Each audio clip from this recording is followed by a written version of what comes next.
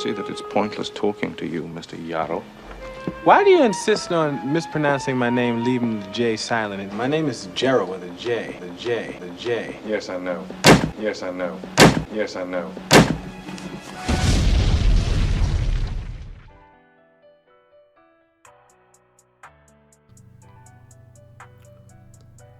Grace and peace, Brother Sean here from the Zion Assembly of Jah, and welcome to this video. This is entitled The Original 1611 King James Bible and the Letter J, Part 2.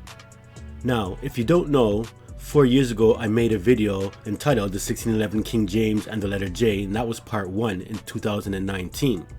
And believe it or not, it's my top video on my channel. And I know it only has 2,100 views, but my channel is small, but this is number 1. So I noticed that when I made this video, there was a good reception to it because many people liked the topic. However though, there were some issues. Some comments were geared toward the version that I was using. One person said, "You've said nobody has done their proper research. I've seen the King James Version that didn't have any letter J nowhere in the Bible. The version you're looking at is a version the publishers were in the process of updating.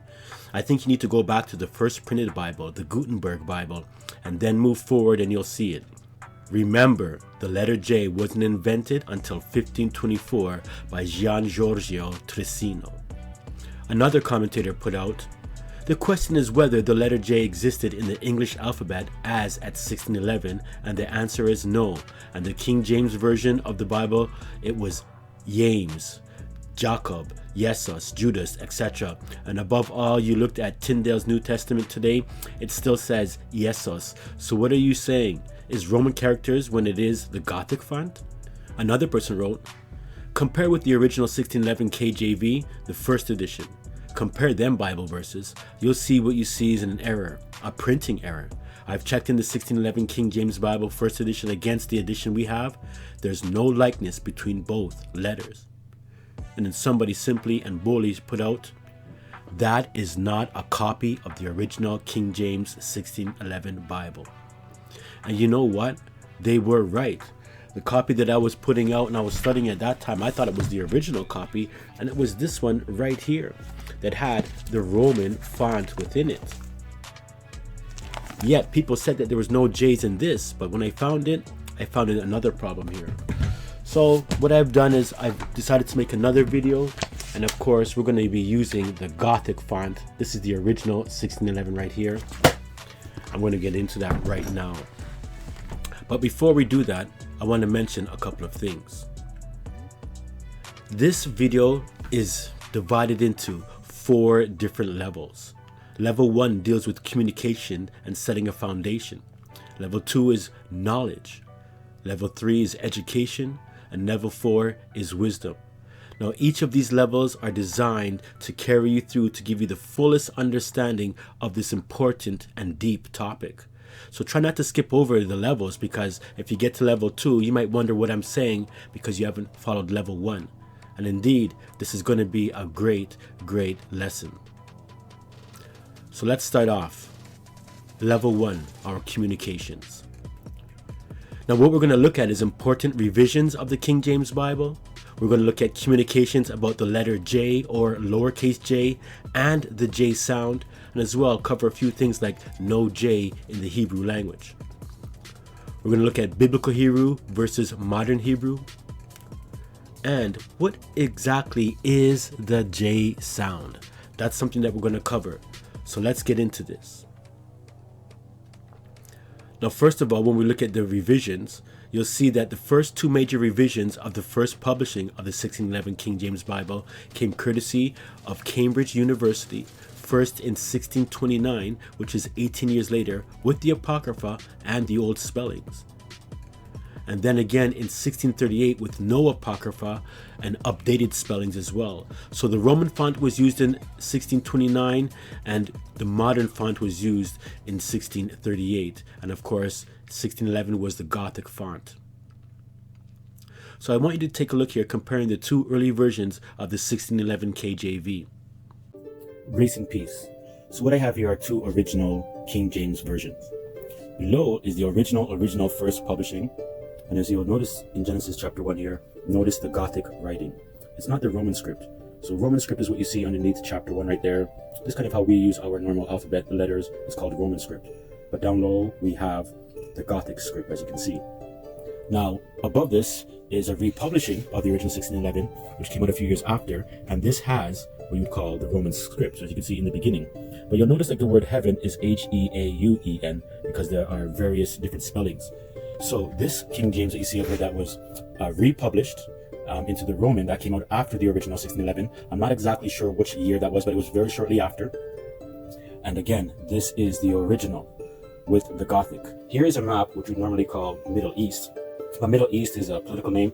As you can see here in 1611, the Mediterranean Sea, which means Middle Earth Sea, was indeed called the Middle Earth Sea.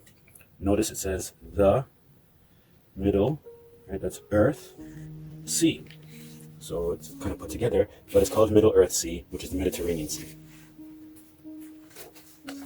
Now, after going through that, you got a good understanding that what you see here on the left is the Gothic script from Old English in the 1611. And the other one is the Roman script in 1629, which has the font revised. However, when you take a look at these things, you'll see that they are exactly the same, whether we're looking at the headings on both sides, anything that is going to be up top or that is on the sidelines here, so to speak, the side notes and the footnotes, they're all the same. The only thing that has changed is the font script right here. So it went from Gothic again to Roman. Now, when we get into this topic, many people will say right off the bat, well, the letter J is no more than 600 years old. So how can a man who lived over 2,000 years ago be named Jesus or even Joshua? It's impossible for Joshua or Jesus to be the name above all names. Now, I know that this is a big topic here, and everybody knows about how the letter J came into the 1500s by different people, so to speak. However, though, this is something that has to be more investigated, and when you take a look, you'll see that there's a lot of errors. But one of the main things I want to focus on here is that it's not just the letter J, but also the J sound. Now, you may not know of this writing here that's been put out maybe about 25 years ago called The Missing J. You can find it at this URL link down here. And basically what it's doing, it's shooting down everything that has to do with the letter J and the Holy Scriptures. Especially if we want to get into the 1611, they deny it. Now, I don't want to get into all of that, but I want to give a level playing ground so that people can decide for themselves. And even though I don't agree with this Missing J article, I definitely want to quote it so that it'll help us in our deep research. So it starts off, the J did not exist. One of the most obvious reasons that Jesus and Jehovah are incorrect is found in their common initial letter, J. Most comprehensive dictionaries and encyclopedias demonstrate that the letter J is of recent derivation. The Encyclopedia America contains the following on the J. The form of J was unknown in any alphabet until the 14th century. Either symbol, J or I, used initially generally had the consonantal sound of Y, as in year. Gradually, the two symbols, J and I, were differentiated, the J usually acquiring consonantal force and thus becoming regarded as a consonant, and the I becoming a vowel.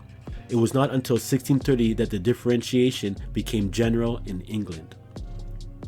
It goes on to say, because the letter J derived from the I and had the same sound, it was classed as a vowel. The letter I comes from the Greek iota, which is the Hebrew yoth, or you can even say iota. Both have a vowel sound. There is no J sound in the Anglo-Saxon, let alone Hebrew, and no Roman form to work from. The J was first pronounced as the I until the printing press was introduced. Gradually, the letter J acquired its own sound through French influence. Now, a lot of these things have been recorded as history, but there's a lot of misinterpretation and errors regarding this discussion.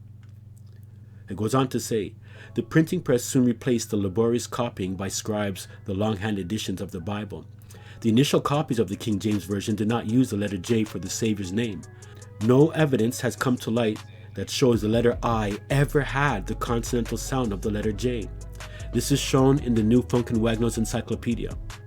Not until the middle of the 17th century did this usage become universal in English books. In the King James Bible of 1611, for example, the words Jesus and judge are invariably spelled Iesos and Iudge with an I. As well, it says, this is corroborated by the authoritative Oxford English Dictionary concerning the letter J. The J types are not used in the Bible of 1611. So here we got a lot of information about the letter J. So I understand that people are going to come with, there's no letter J in the Hebrew, in the Greek, and in the Latin. But there's a lot of things that I don't believe about those things. And we're going to have to take a look at those issues a little bit more closely. Now, I'm not here defending the name Jehovah and Jesus, for they are an erroneous translation of Jah and Jehoshua. But I am going to say that this letter J sound, there's been a lot of play with it, and I do believe that it did exist in the ancient Hebrew. However, people saying that it doesn't exist in the ancient Hebrew has forced many people to stop that research. But with the Spirit of the Most High, we will continue that research. Let's continue. Now, in order to get an understanding of Hebrew, you should know that there's modern Hebrew, Proto-Hebrew, and Paleo-Hebrew. Now, this is Eliezer ben Yehuda, the father of the modern Hebrew language. And remember, Hebrew was considered a dead language for over 1,500 years. That means no one spoke it, the original language, and the people that originally spoke it were dispersed and were forced to stop using that language. And we know that the original Hebrew Israelites, or Hebrews, were black people.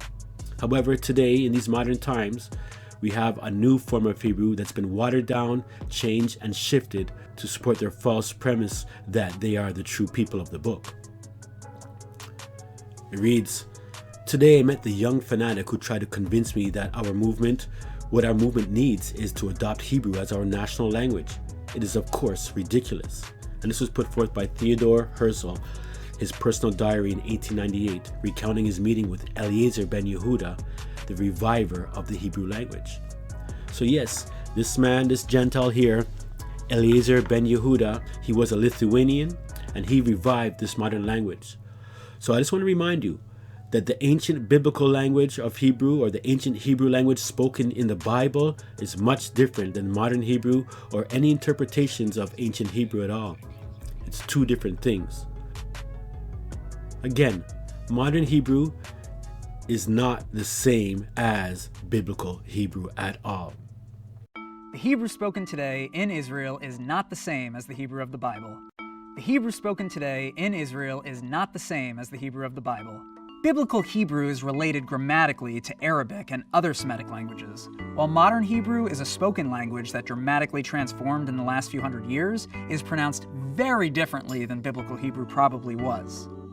And then there's liturgical Hebrew, used in Jewish prayers. It's scholarly and rabbinic and dates from the Middle Ages. All are written in Hebrew script, which uses letters for consonants but mainly leaves out vowels. That said, prayer books and Hebrew learning textbooks have dots added that mark the vowels. These were invented in the medieval period by a group called the Masoretes.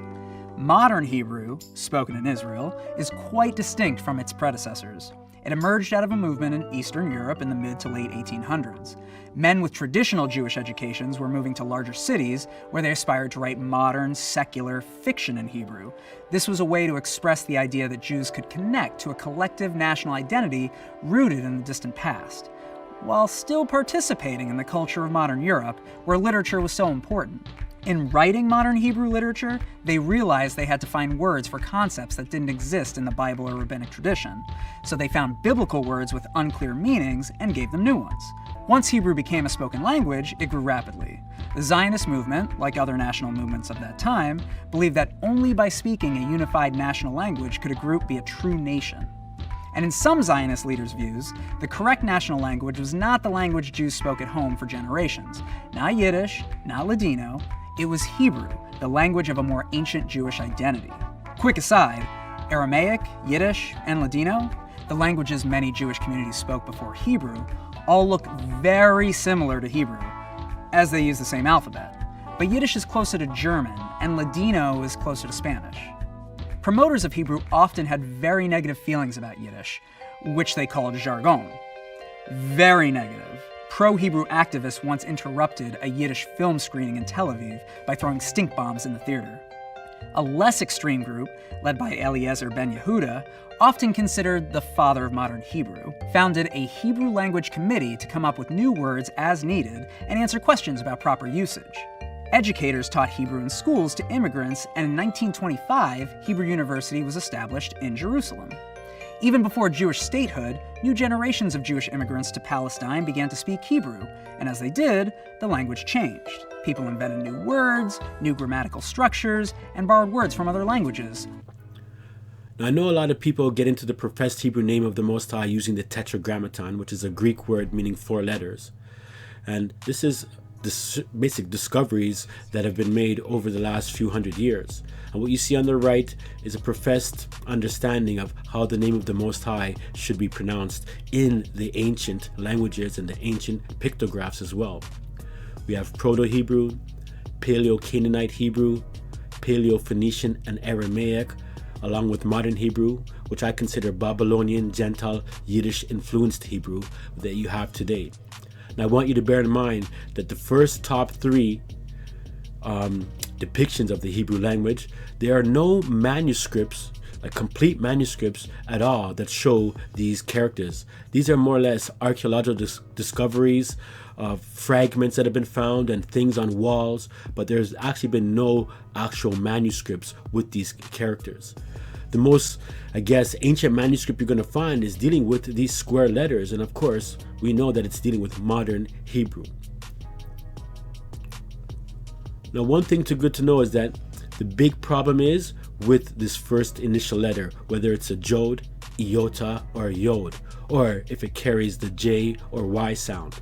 Now, I say that's a controversy, but for some, it was only the letter Y sound. But again, I don't believe that, and I want to do some more investigation. So again, looking at this Tetragrammaton, just so you know, this was found like on a Moabite stone. That's right, a Moabite stone written by a Moabite king. And around the 18th line of this document, they'll show you that this is what you would call the Tetragrammaton, the name of the Most High. Again, this is found on a stone, and it's a Moabite stone. It's not no Hebrew stone. Now, this stone here, it says, to celebrate his revolt against Israel, Moabite King Mesha erected this stone in 1900 BCE. The stone's inscription is the oldest known in the Hebrew Phoenician form of writing. The Tetragrammaton, or sacred name Yahweh, is circled at right on the 18th line.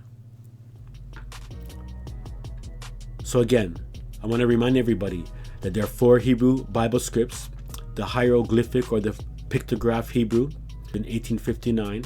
Then we have Paleo-Hebrew, they have Aramaic Hebrew, and then we have the Masoretic or modern Hebrew, which is a voweled Aramaic alphabet. So again, looking at these, we've shown again these hieroglyphs here, or pictographs that people consider to be the ancient Paleo-Hebrew. And all of these, again, are archaeological discoveries that you cannot find in full manuscript. And it's at the bottom here that we have the oldest script, the Masoretic Hebrew script, with all these dots here to try to deal with vowel sounds, because they say the ancient Hebrew never had any vowels in the alphabet. Again, these things are suspect, to say the least. And what you see here is the oldest Hebrew manuscript. They say it's over 1,100 years old, and it's been sold for like about 38 million. Just take a look at this short clip as well about this understanding of this script, and you'll notice again, it's not ancient Paleo-Hebrew, but it is in the square, Hebrew with all the dots and everything.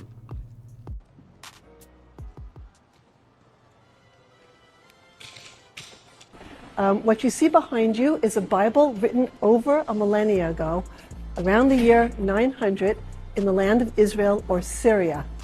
Before this, portions of the Bible had only appeared in Dead Sea Scrolls. And after the Dead Sea Scrolls, after that period, which ended around the 1st, 2nd century of the Common Era, there are no book forms of the Bible, there's no biblical text until the year 900, the late 9th, early 10th century, when this Bible was written.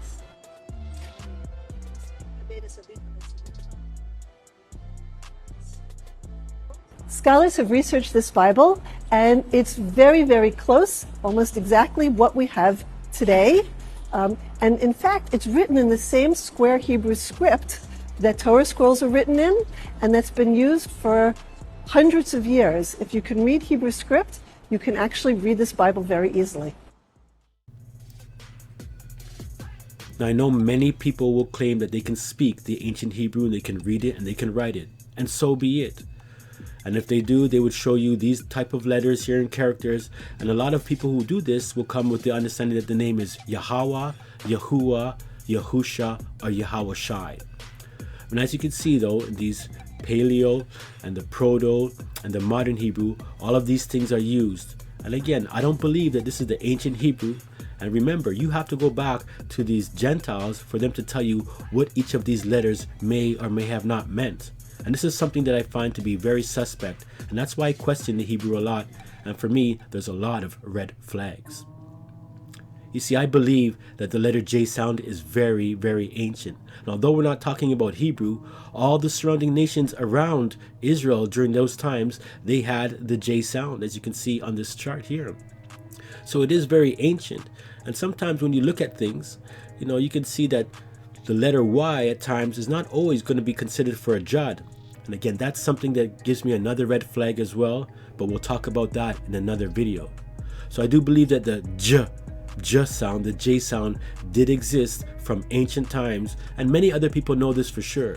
I mean, there's nothing new under the sun. It wasn't just like some Gentile was sitting around and then he made a curve to the letter I, and then all of a sudden he said J, and then everybody else started carrying on with it as well. The J sound was very ancient, but some nations and some tongue frames or languages couldn't formulate the J sound, and it's even the same today. I mean, just taking those, understandings of those letters, the ancient J sound symbols that we just looked at, we can apply any vowel you want to them, and you have Ja, Ji, Jai, Jo, J, and it doesn't matter. So again, I don't believe at all that, the J sound never existed, as people might teach. But if they want to say it's in Hebrew, okay, that's another discussion, even though I don't believe it. But you'll notice as we come down to the ancient Greeks, right? And there's two types of Greeks. There's ancient Greek and modern Greek. There's ancient Latin and modern Latin. But these languages that were put forth by the Gentiles, the goats, they couldn't formulate the J sound. So it was new to them, coming from the ancient Hebrew and black languages. So it was hard for them to use that sound. But nonetheless, when we take a look at things, all these things come back down to the beginning. I mean, when we think about it, when Noah came off of the ark with his sons and their wives, we have Japheth, Ham, and Shem. And it's from these three that we have all the various languages that were divided up in Genesis 10 when it deals with the Tower of Babel that way. And so you know that the Japhetic tongue is another tongue for the Japhites. The Hamites had a specific tongue, and the Shemites had a specific tongue as well. But one thing is good to remind ourselves is that Hamites and Shemites intermingled a lot, and a lot of them even inherited other languages when they conquered each other nation. So the Hamites and the Shemites definitely were familiar with certain languages amongst themselves, but the Japhetic tongue was altogether separate until Alexander the Great came on the scene. Which brings me again to understanding translations and transliterations, and this has become a problem when you're dealing with names. So I'm going to read here John 19, I'm just going to read it how it is. And Pilate wrote a title and put it on the cross, and the writing was, Jesus of Nazareth, or Jesus of Nazareth, the King of the Jews. This title then read many of the Jews, for the place where Jesus was crucified was nigh to the city, and it was written in Hebrew, Greek, and Latin. So these were the three main languages. I almost consider it like Shemitic, Hamitic, and Japhetic that way. And I mean, there's a big differences between these languages. Now, these aren't the actual depiction of the languages, nor the thing that the transcription that was above the Messiah. But just having a basic understanding, we know that Hebrew is read from right to left, where the Latin and the Greek was read from left to right. And when you start to look at all these characters, many characters might have similarities. They've been shifted, rotated, inverted, put upside down. So you really have to have your head on your shoulders when you're understanding what these sounds actually represent. But I just want to let you know that there is a great confusion. So remember, We're here in this lesson going to be talking about the letter J, capital J, as well as the lowercase j, but we're also focusing greatly on the J sound, the J sound. This sound has been ancient, and for some reason many people confuse the sound with the letter. That means that there was other letters back then and characters before the letter J that indeed carried the J or the J sound. Now what I want you to do is get a good fundamental and foundational understanding of the J or J sound in English speech, and this here video coming forth will help you a lot greatly just to get an understanding about the J sound. And I'm speaking to all those individuals, not just English speaking people as well. So I hope you get some good understanding, and I'll see you back when that video is done. Hi there, this is the J sound, as in the words job, join, and age. The J sound is normally spelled with the letter J, as in the word just. But it can also be spelled with the letters GE or GI, as in the words college, or suggest, and religion. Here are some example words that begin with the J sound. General, judge, joy, and jealous. Here are some words with the J sound in the middle. Major, energy, subject, and management. Here are some words with the J sound at the end. Large, message, knowledge, and huge. So that's it for the J sound. Hello there. This is the Sounds American channel. In this video, we're going to talk about the American consonant sound J, as in the word job. You can also hear this sound in words like Jim, judge, June, or soldier. We'll be using special phonetic symbols, J, for this sound. Let's begin. Gel, Jim, jar, jaw, jeans, adjust, agency, angel, budget, danger, education. Now, how about a quick review of how this sound is spelled? We'll bet you'll find it useful. Take a look. Most often, the J sound is represented by the letter G, as in ginger or page. About 2 times less often, this sound is written with the letter J, as in job or object. In quite a few words, the J is represented by the combination of letters DG, as in fridge or bridge. And sometimes it's written with the letter D, as in soldier or procedure. In a surprisingly small percentage of words, this sound is represented by 2 letters G, as in suggest or veggie. Awesome, isn't it? So as we investigate and get more in depth into this topic, we're looking at how the J develops. And remember, we're also focusing on the sound. Now what you see on your screen is from oldest, from number 1 Phoenician to to the youngest or the most newest languages or understanding of the letter J, 1 through 15. And remember, if we go backwards from J, we start to see this evolution going on of the J sound.